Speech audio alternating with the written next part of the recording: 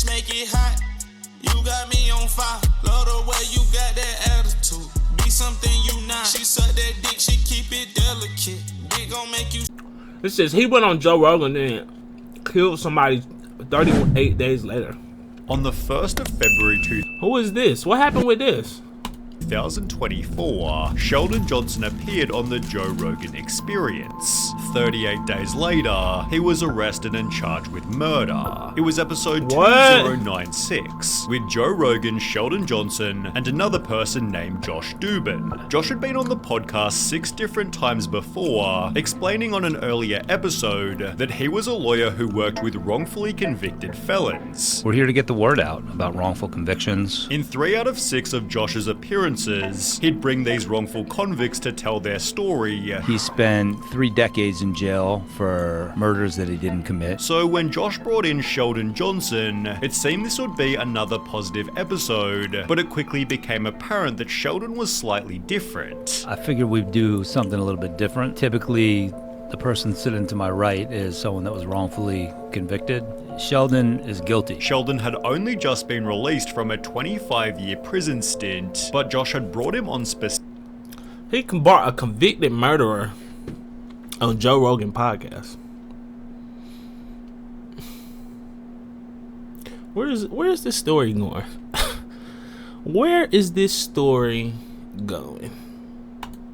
specifically as an example of someone who'd been given an unfair amount of time, believing Sheldon never deserved his 25 years in prison. Well, you can be the judge of that. Born 1975, Sheldon Johnson grew up in the Martin Luther King Jr. Towers, aka a poverty-stricken housing project in... Yo, listen, I'm about to give y'all a little word of advice. I don't care what city you go in, what state you're in, any street that says Martin Luther King Jr. on it, or Martin Luther, or Dr. King, whatever, is Section 8. Any street that says Martin Luther King Jr. is the projects, bro. You're in the slums. And that's across the board. I've never been to a city where the street was Martin Luther King Jr. and it wasn't the hood. It won't the ghetto. In Harlem, New York City. His entire family tree had been in and out of prisons. My father was incarcerated. Am I lying? Am I lying? My grandfather was incarcerated. My great-grandfather was a slave. And my son killed somebody when he was 12 years old. While Sheldon was the only one in his family. Grandfather was incarcerated. Everybody was either incarcerated or a slave. And even his son. My grandfather was incarcerated. My great-grandfather was a slave. And my son killed somebody when he was 12 years old. While Sheldon was the only one in his family who had functional hearing. My mother's deaf, my father's deaf, my sister's deaf, my aunt is deaf. I grew up in a deaf household. Therefore, his father, a drug dealer, brought Sheldon along to help him translate deals. And by the age of 12, Sheldon had joined the... A deaf drug dealer?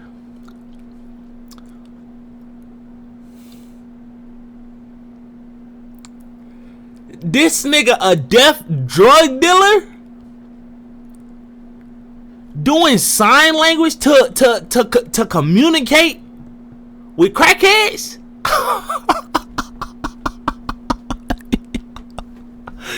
Yo, when you think you heard it all, what the hell? A deaf drug dealer.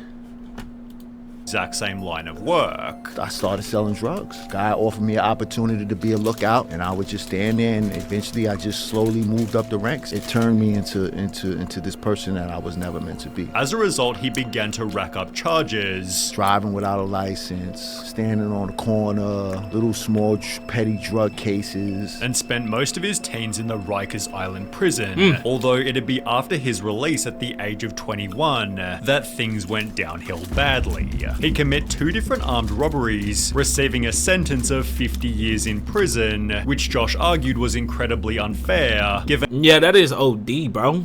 2 robberies, you get 50 years? God, dog. And only one person received minor injuries. He got hit in the head with the gun right here on the side of his head, and he got 2 stitches, and they gave me 25 years for that case. Did you hit him in the head? No. Regardless, prison is where Sheldon realized he had to turn his life around. It was at that moment I really said I have to change my life. I just can't do this. Beginning a prison journal about hope, change, and reform. In his entry letter to my younger self, it explained just because you're surrounded by violence does not mean that violence is the way to solve your problems. Sheldon, 2 wrongs do not make a right. Violence only begets violence. Learn how to respond and not react. In a different entry, he'd state, as we know, I'm currently in prison, which I've learned does one of 2 significant things to its occupants. Brings the best out of them or the worst. I saw individuals who were at their worst, and I saw guys who were at their best. The guys who were at their best were guys who were involved in education, post-secondary education programs. Realizing the role model prisoners were those with an education, Straight up. Sheldon spent years educating himself. I got into school, I got my GED, and then I went on to obtain my bachelor's in behavioral science from Mercy. I stopped smoking weed, I stopped smoking cigarettes. I started working in the law library. I discovered that I had a knack for complicated things. And they say black men don't read. Yeah. Okay. Things are on the up and up. Started to buckle down, finally started to buckle down and fly right. Law, and I was actually helping guys get out of prison. He'd further add to his journal, I have grown dramatically in these 14 years, when I could have easily withered away. I've learned that I love Shakespeare, that I love acting, that I love writing, that I enjoy reading philosophy, that I love reading criminal law, that I love writing legalese. Sheldon had changed his life to such an extent, BuzzFeed advocated for his release back in 2016. He became a model inmate, said David Roth, a prison social worker. His days were so full that he went to bed exhausted and fell asleep immediately. As a result of his good behavior, Sheldon was released after 25 years of his 50-year sentence, appearing on a podcast called Success After Lockdown, on which he'd implied that he'd never go back to prison. Bro, he did all that work.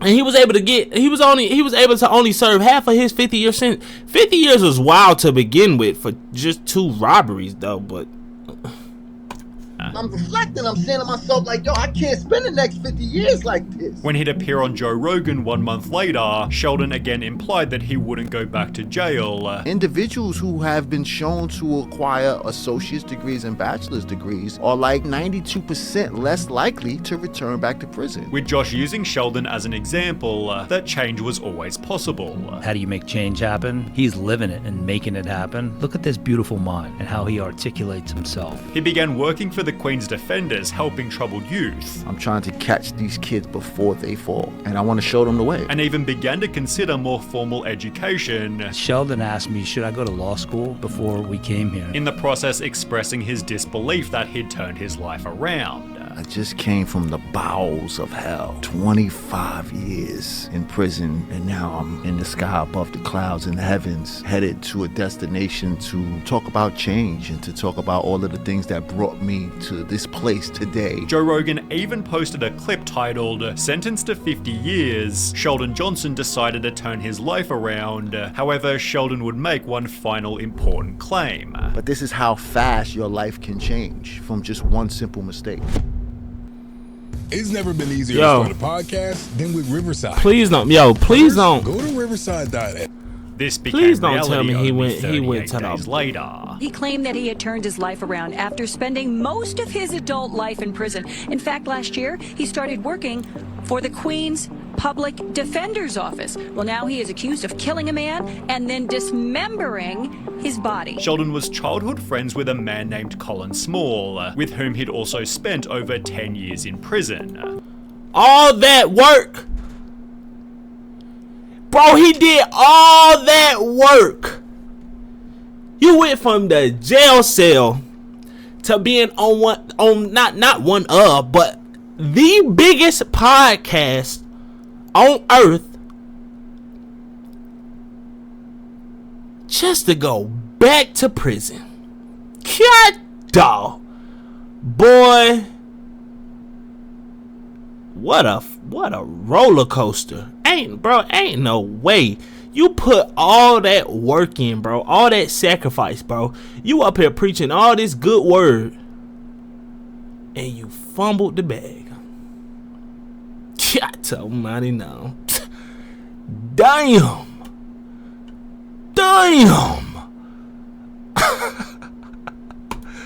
Therefore, upon Sheldon's release, Small was helping Johnson get back on his feet. However, at some point, their friendship took a turn. On the 6th of March 2024, police received... You know what? If that's his childhood best friend, that's what he made a mistake at.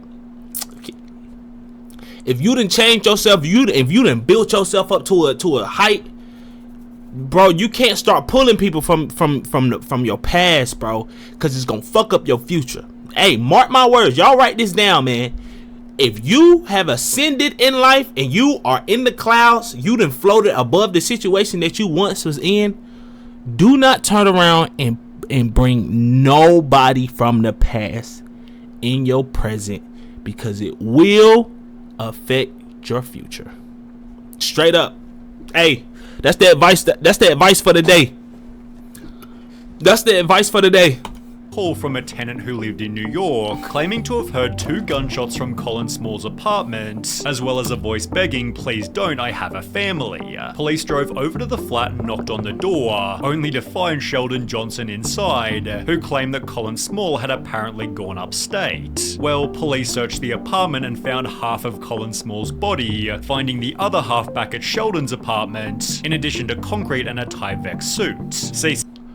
Oh, he didn't already. Oh, yeah, it's GG's. Oh, my gosh. He had already, bro, he had already started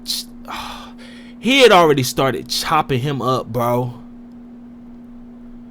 They found half of his body in his apartment, and then the other half back at the dude's apartment.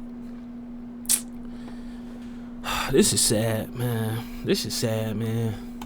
CCTV outside Colin's apartment showed Sheldon Johnson entering and exiting, trying to conceal his identity with a range of different disguises. In one of these stills, he's seen wearing... This nigga had a wig on? Oh, get the fuck out of here.